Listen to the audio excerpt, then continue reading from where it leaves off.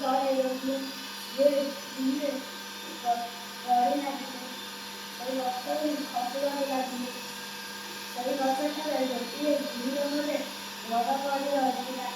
ସେ ରୋଷେଇ ଖାଇଥିଲା। ଗୋଟେ ଜାଗାରେ ଅଣ୍ଡା ରଖି ଆଉ ଗୋଟେ ଜାଗାରେ ପାଉଁଶ ରଖିଥିଲା। ଗୋଟେ ଚଢ଼େଇ ଯାଇ ଅଣ୍ଡାର ଉପରେ ପଡ଼ିଲା। ତା ରଙ୍ଗ କଳା, ସେ ହେଲା କାଉ। ଆଉ ଗୋଟେ ଚଢ଼େଇ ଯାଇକି ପାଉଁଶ ଉପରେ ପଡ଼ିଲା।